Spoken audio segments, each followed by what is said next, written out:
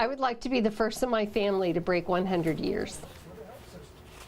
She lives life full throttle, and it turns out she was doing something fairly common to cause her heart to race full throttle as well.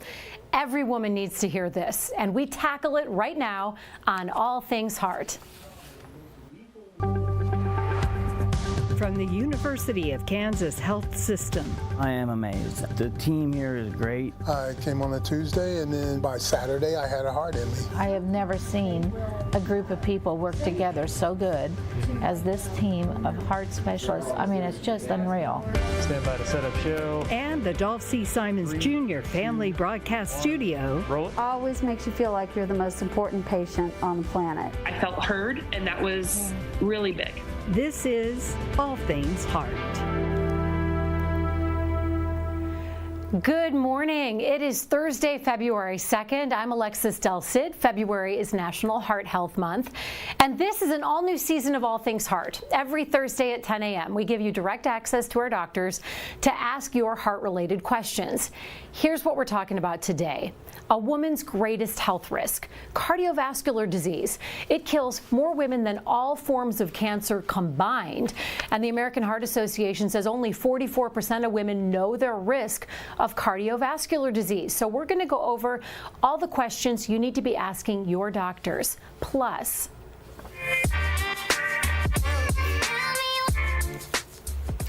the employee that makes everyone's day better here at the health system. It's just a fact. This is Shaq.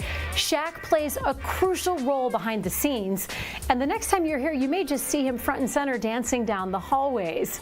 Can't wait to show you that story. We want to get your questions answered every episode, so be sure to send them in to us on YouTube, Facebook, and the All Things Heart email. You will find those right here on your screen.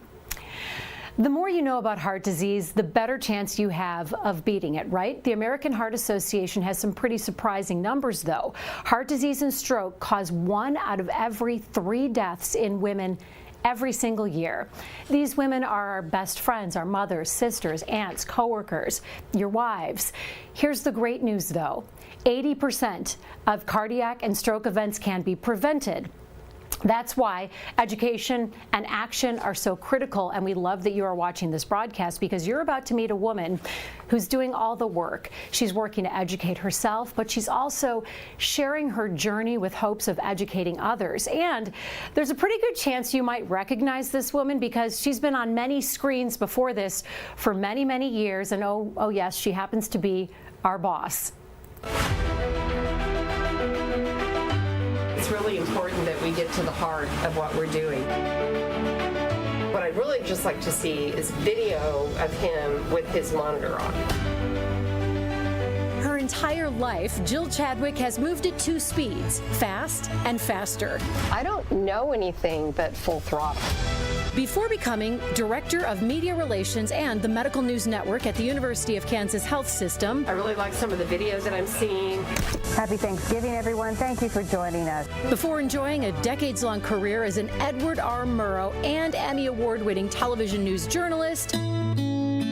The earliest years of Jill's life. I grew up on a farm, and so we were physical from the get-go. Were spent on the family farm in northwest Missouri under the firm yet gentle wing of her beloved grandma Mabel. I had a grandmother who instilled in us that you should never be idle. To this day, Jill loves to affectionately drop bits of knowledge she calls Mabelisms. My grandmother would tell you that burning the candle at both ends is how she saw her way. Jill works hard, plays hard, and her entire life, rest was never a priority, even after what should have been a big wake-up call 30 years ago as a new mom. My heart just started like racing, and this really lovely man comes over from the other side of the pool, and he said, "Hi, I'm Dr. So-and-so. I'm a cardiologist here at a convention at the hotel, and I can tell that you're in distress." Shortly after, Jill was diagnosed with something called LGL syndrome. When you're diagnosed with a heart problem, it's kind of scary.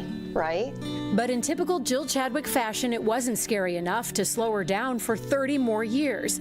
And in 2022, another episode of a racing heart finally prompted her to make an appointment with a cardiologist, Dr. Shannon Hoos-Thompson. What I liked about Dr. Hoos-Thompson is that she is no nonsense, get to the point, and just told me, matter of fact, you're okay. And then Dr. Hoos-Thompson told Jill something that, let's face it, everyone but her grandma Mabel had probably been telling her her entire life. Except this time, she was willing to listen.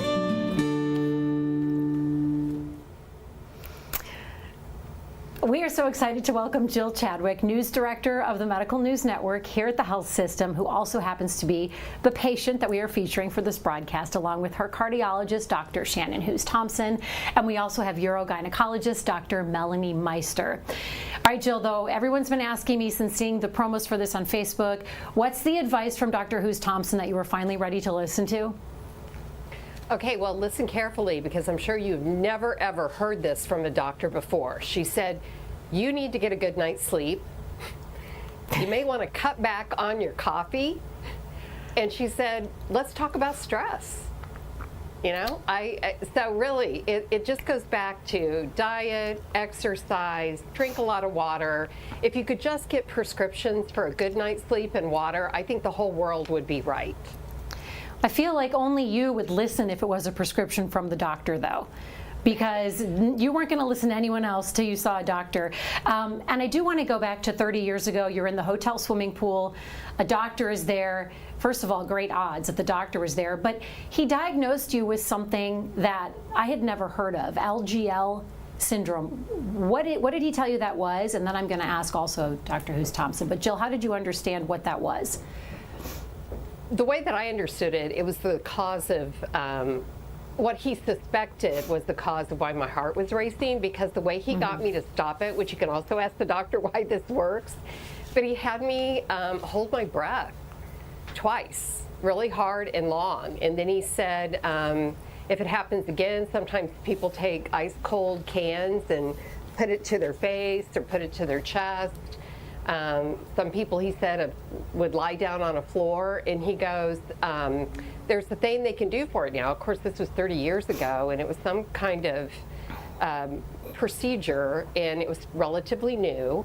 And I said, well, is it better that I do it now when I'm younger, or do I wait? And he said, you're otherwise healthy. I would just wait and try to manage and learn what was causing it. So I went and got a complete and full heart workup, and was told the same things that Dr. Thompson told me, Hoos-Thompson. Oh, geez. That was to cut back on my caffeine, make sure I get a good night's rest.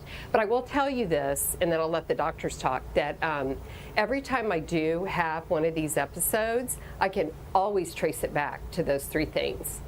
Trying to light my way with, lighten my way with both candles burning, drinking too much caffeine because I didn't get enough sleep, and not drinking enough water. And those things, for me, seem to make a big difference. I don't know why. They probably know the science, but I don't get it. Well, we're in luck because we do have two doctors here who know the science behind so many things. LGL syndrome, do you still diagnose people with that and tell them to put cold cans on their face? That sounds primitive. But we do a lot of low-tech things in medicine. So first off, as far as Jill's case, I don't think LGL was really the driving issue. Okay. But what it is basically it's within a spectrum of conditions where you have a short circuit develop within your heart, and that's what drives a true rapid heart and accelerated heart rate. And the procedures and maneuvers she's describing are what we call Valsalva maneuvers, where you bear down, and sometimes that change in the nervous stimulation can change cause a delay in how that signal is being sent through your heart, and then reset it and let it go back to normal. So that their Valsalva maneuvers is what she's describing. That's that kind of the bear down or their cold compress and into your face and things like that to help kind of just reset. A lot of it's kind of more the nervous stimulation and some of the other stimulations that can help reverse it.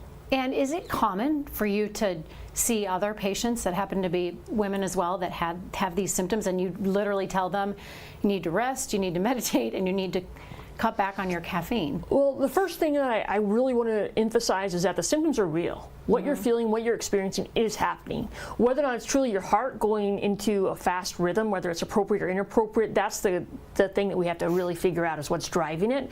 And more often than not, I find out that the heart it's a very reactive organ. It's responding to what the body's telling it to do. A lot of our organs, a lot of our body tissues act kind of silently. We're not really just do what they're supposed to do without us really being aware of it or having to do anything to trigger them. The heart, on the other hand, gets told what to do or how to respond to certain signals and stimulus or lack of stimulus.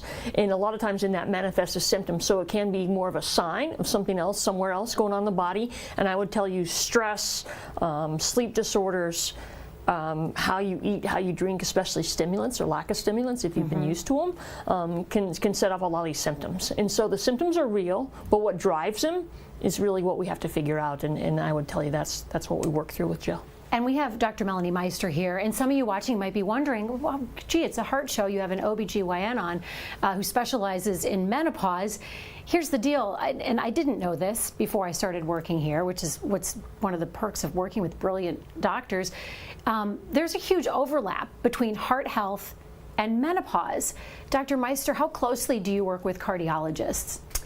So by the nature of what I do, the majority of my patients are perimenopausal or postmenopausal, and you just mentioned the huge overlap between menopause and cardiovascular disease and other heart symptoms.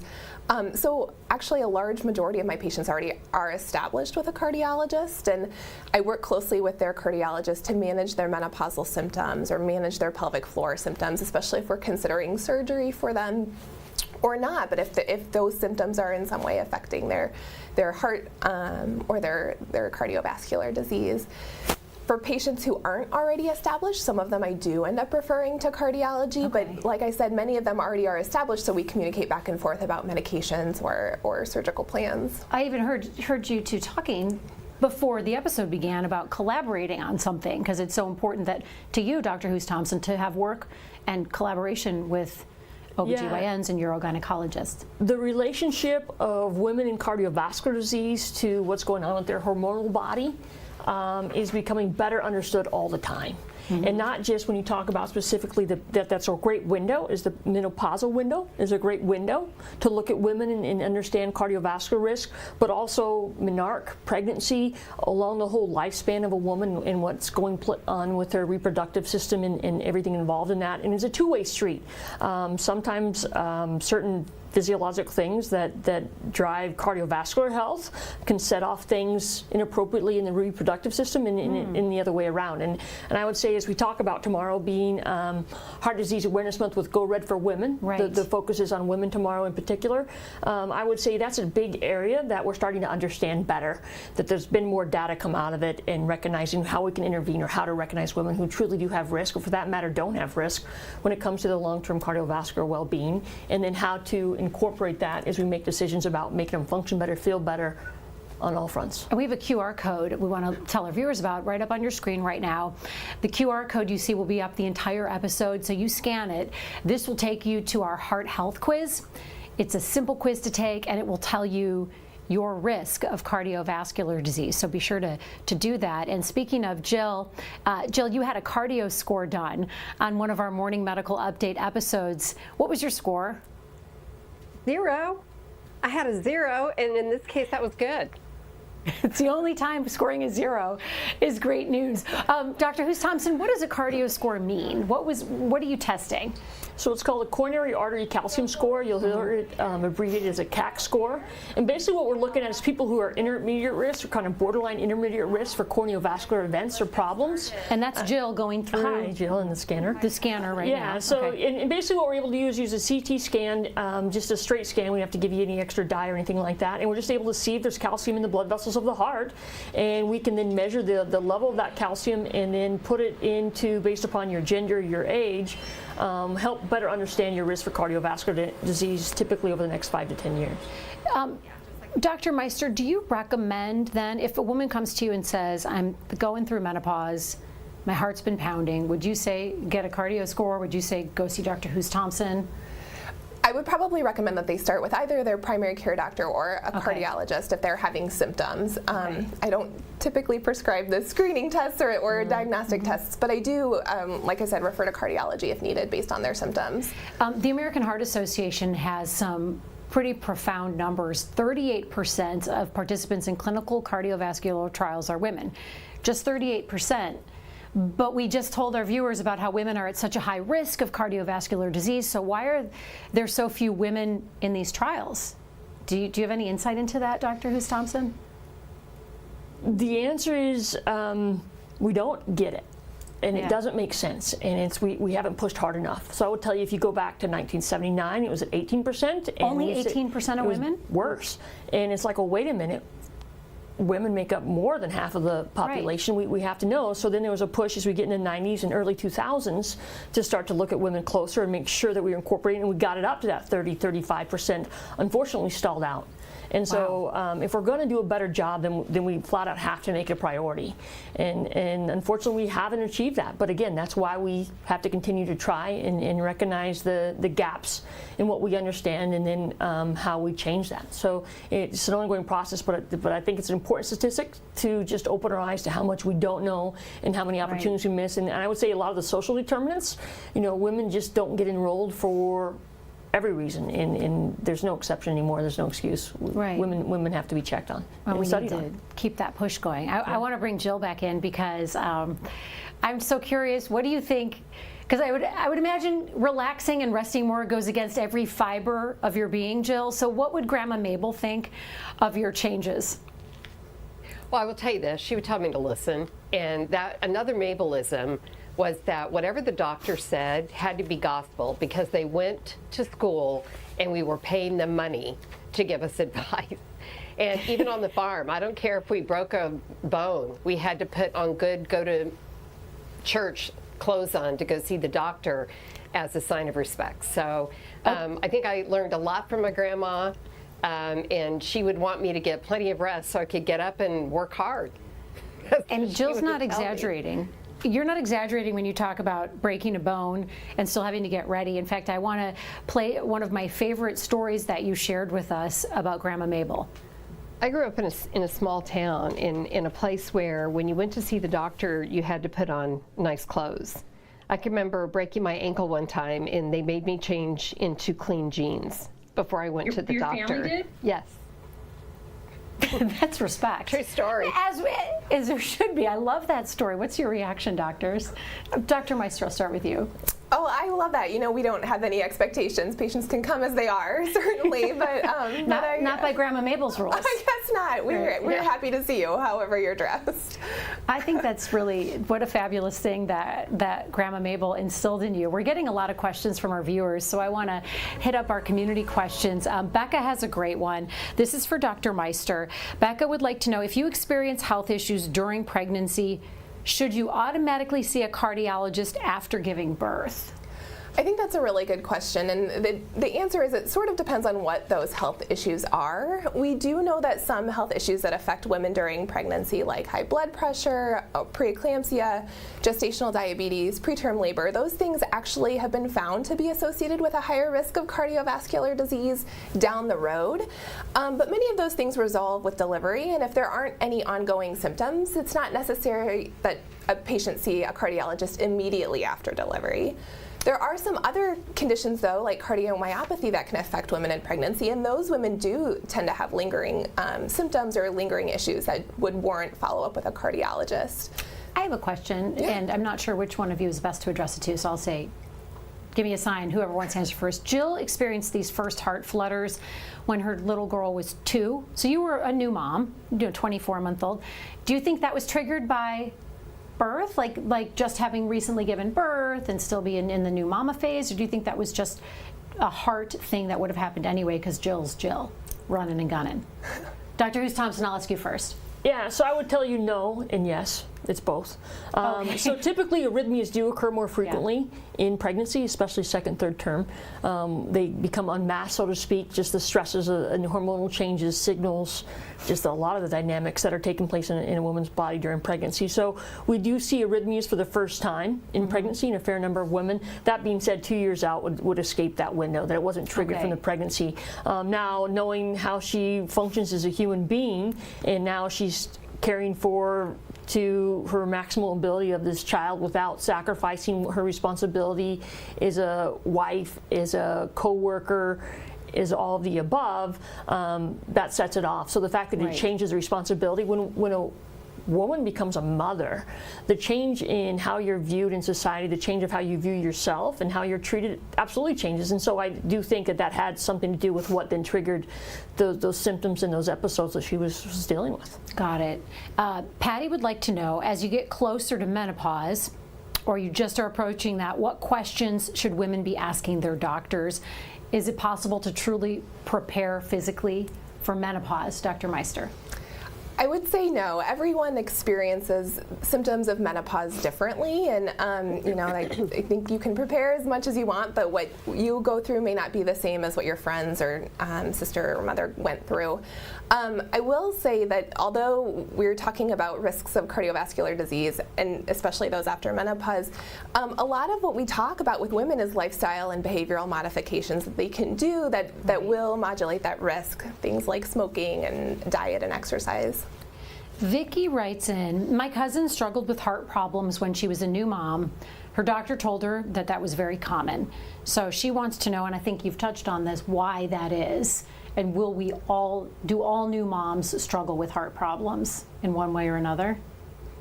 The answer, absolutely not. Right. It's not normal to have those things happen to you. So if you're experiencing those symptoms, they need to be looked at, they need to be expressed. You need to at least tell your doctor, let somebody know what's going on and how you're experiencing it, and help us understand it with you. And as I mentioned earlier, that is a great window. Pregnancy is a great window because of the dynamics that take place to look at a woman's health, not just where it is then, but what it means for her future down the road. And way too often, again, the woman becomes attached to her family. When she becomes a mother, when she's pregnant, she's attached. And so her responsibilities aren't just for her own health, but to others. But the first priority, and we've talked about this with other shows, still has to be you. Right. If a mom doesn't take care of herself first, if a woman doesn't take care of herself first, there's no way she can do the job she needs to do or take on the responsibility she does with her family. So put yourself first is always has to be there. Some questions are coming in for you, Jill. Marie wants to know, she shares, I can't imagine cutting back on caffeine. I need it. How did you do it? Well, I had good incentive. I didn't like a racing heart, but I will tell you it was not easy. Caffeine, coffee in particular, straight black, because there was never any sugar or any kind of creamer in a newsroom, and Alexis, you know that is true. Yeah. So that was the gas in our engine and just kept us going. So what I did was I don't deprive myself. I just don't drink it after 12 o'clock noon. Okay. I just gave myself a window. And you don't, I'm guessing you don't power it down as much as you can before noon? No. You drink in moderation? No, not anymore. No. And Margie, I will be known to have a latte from time to time with a little bit of milk. So. Right. I've seen you do that. I know that. Margie wants to know if you meditate, and if so, how often do you meditate? Meditation is something I am trying to perfect. I have a racing mind. It's like a BB in a bathtub, and it is very, very hard for me to quiet it. My sister's trying to help me with it, honestly. And it is something that I am trying to be more conscious of every day, and I'm trying to do it early in the morning as I start my day. Have you had any racing heart incidents? Jen wants to know, since implementing your changes. Yes, every time I don't follow my doctor's advice and what I know to be true, it happens. Oh, that's good. So that's what everyone needs to take note. Every time you don't follow your doctor's advice, it comes back. Colleen saw a headline the other day and she wanted me to ask about it. Colleen writes, she read that everyone over the age of 50 should look at being put on a statin. Okay, first of all, in layman's terms, what's a statin, and should everyone over the age of 50 be put on one? Who wants to take that one? So statins are a cholesterol-altering medication. So there's a whole group of them, and they've been around since the 80s, so we know a lot about them. And what they do is they just stabilize plaque and the buildup of plaque within vessels, blood vessels, especially the vessels of things like the heart. So it deters things like heart attack or stroke or other vascular problems. So they're a great medicine. They are very safe. Should everybody be put on one? The answer is no. And one of the greatest reasons, you brought up a coronary artery calcium score, and trying to decide one of the reasons we do those on people are people who are kind of on the fence about whether or not it's worth being more aggressive about making somebody take a pill every day and then reassessing it. If you have a CAC score of, I don't know, 0, there is no proven benefit of that. So it is, you have to have a certain level of risk to justify being on a medicine or treatment. So Jill's a perfect example of someone who should not be on a statin. I would never, at this point, I can reassess her again. I want to know how Jill's doing in 5-10 years from that score, but I would tell her that a statin medicine would not be appropriate for her because it's not going to alter her cardiovascular events in the next 5 to 10 years. And so the answer is not everybody, but unfortunately in our society there's lots of people who smoke, are diabetic, high blood pressure, obese, and guess what? Those people, one, we've got to alter those things, but in the meantime, medications like statin are a great way to help alleviate some of that risk that you have. One of our Facebook viewers writes in, Angela wants to know, is there a connection between hormones and heart disease? Is there a certain hormone that causes heart disease or raises an alarm? I would say there's not a certain hormone that causes heart disease, but certainly the hormonal changes, as we've been talking about in and around menopause, can be associated with some cardiovascular symptoms. And I don't know if she's speaking about hormone replacement therapy afterwards, but we know that hormone replacement therapy is not indicated for cardiovascular disease prevention in women, and even starting it too late or too long after menopause could be detrimental. Oh, okay, that's good to know. I want to bring back in all of our guests. Jill, I would love to get your final thoughts on this, and if you have any more Mabelisms for us, so I want to start with you.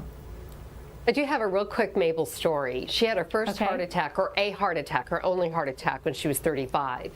And looking back on it now, we probably would think that was a broken heart because her daughter died suddenly of asthma, and it was hard on the whole family. I wasn't even here yet, but this is a story that we were told, and it made us watch our health very, very closely. But that woman lived to be 98. Her goal was to be 100, and I've told Grandma many times, I'm going to make it. I'm going to 100. And I just am so grateful that we have doctors like the ones that are with us today that are smart, and they share and they keep up with the science, and God willing, and their good advice, I'm going to make 100 or beat it. I feel like you're going to beat it. I feel like Jill's going to be a news story one day, another news story, and we'll still be here working for you. Dr. Meister, do you have any final thoughts for our viewers and all the women watching, and men too? I would say if you're having any cardiovascular symptoms, definitely speak up, talk to your doctor, find out if it would be worthwhile to see a cardiologist. Dr. Hughes Thompson, speaking of cardiologists, what about you? Any final thoughts for our guests? You know, I think more than anything else, it always is about empowering. This month, the month Heart Disease Awareness Month, tomorrow, Go Red for Women Day, it's about awareness, but it's not fear awareness, it's empowering awareness. We can do better, and the majority of that lies in how you take care of yourself, aka Jill Chadwick and aka Alexis Ilser. So the bottom line is empower yourself, get accurate information, get help. Like she talks about using her sister to help meditate more, using your doctors, using your co-workers, and helping each other better understand disease and work through it together. Man, you can do a lot as an individual, but you can do so much more when you work as a team. And so empower yourself, know the real data, and that's where the change happens, and that's where the impact is. We love bringing you this next segment. It's called Behind the Mask. You guys like that? It's like a superhero theme. Behind the mask. Okay, it's where, thank you, Bob, for voicing that. Or is it Bob? We give you a sneak peek during Behind the Mask at what our healthcare workers are like on a personal level. So let's start with Dr. Meister. We want to get to know you better behind the mask. And of all the pictures we have, there is a very common theme. It's you outside with your boys. So tell us about your family, because they're gorgeous. Oh, thank you. I'm married to my husband, Jeff. He's an orthodontist. And we have 2 boys. boys. Brecken is 5, and that's Sam right there. He's almost 2. And yes, we are outside constantly. Adorable. Doing as much as we can. Where are your favorite places to go when you're outside? Do you guys go hiking yet, or just out in the yard playing? What do you guys do? Mostly right now out in our yard, out exploring the neighborhood. They both love to be on their bikes, so we're mostly chasing them around their bikes. You'll be chasing them around for years. Yeah, I think so. Next up, we have Dr. Hoos Thompson, and Dr. Hoos Thompson has some real cuties to share with us. Look at these babies. Okay, your house is filled with these adorable little kittens. Have you named them yet? So we had 6 kittens last fall, and around the holidays, they all found their new homes. So do you raise kittens and rehome them? You rescue them? What do you do? Yes and no. So there was a plan to have, they're called Maine Coons, so they are a very specific breed. They're gentle giants. They become huge. Domestic cats, but they found their homes. It's been fun because since these pictures, we've gotten pictures from people that have now become part of their families.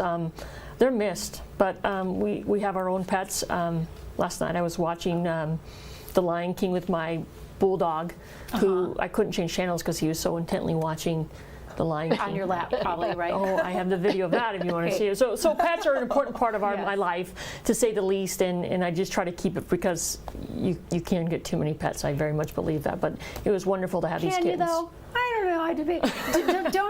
Don't animals lower blood pressure? Is that a myth or is that true? Because I always read that if you're petting your dog or holding a cat in your lap, it relaxes your heart. Just say yes, will you?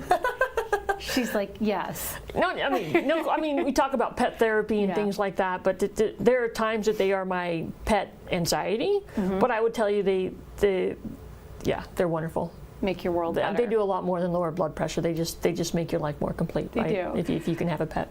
Well, we have another story that will make everyone's heart happy just watching this on Heart Month. We have so many incredible teammates here at the health system, and among them is a guy named Shaquille Frazier, who goes by Shaq. Shaq works so hard every day, but he does it in a way that makes everyone around him just feel his energy, and you'll feel good. Take a look. How y'all doing, everybody? With his slick dance moves and his signature shout-out, yes, yes, yes. Shaquille Frazier, who goes by Shaq, Light him up, my man. lights up every space he enters at the University of Kansas Health System, where you'll see him on any given day working as a housekeeper. Light him up. And Shaq never misses a beat. Stop to the left, stop to the right, come to the middle, go to the side. Go. I think every time I bring a smile to anyone's face, I think I've fulfilled my purpose for that day. Always put on the gloves. He's the one restocking the hospital carts and closets. We do this daily. Pulling the dirty linens. The job is never done. And removing and transporting all the hospital waste to the proper places. It's a huge job. Like my man John Legend says, take it slow. And Shaq takes great pride in doing it. Everyone plays a critical part in how the hospital runs. I think it's one of the best jobs I've ever had. By every account, he does it flawlessly. He's a hard worker. He's never in a bad mood. He listens, he leads. He's a fantastic employee. I take 10 of Shaq, how about that? Hey, good to see you, Sarah. Keeps everything pulled nice and neat. We don't have to call, he's always here. He's just awesome to work with. Y'all have a beautiful day now. Moving from floor to floor, department to department. What's up? How are you? Pretty good, my man. Interacting with hundreds of other employees, patients, and visitors every day. Light them up all the way to the top. No, stop like that. Not only is Shaq a source of joy for so many, but on an even deeper level, he's a source of inspiration. I have a son that has autism. He's 11, and he's nonverbal, and Shaq gives me so much hope for my son. But Shaq is just being Shaq, doing a job he loves, with people he loves, who love him right back. We aim to please, we aim to make sure everyone has the best hospital experience here. Thank you so much for being with us today. Coming up next week on All Things Heart, what are the odds of this happening? If you could script who miraculously would accidentally show up on the night you had cardiac arrest unexpectedly, you couldn't have drawn it up any better. a life-threatening event on his daily jog, and it's who else was there to save his life that's jaw-dropping. Next Thursday morning at 10 a.m. We'll see you then.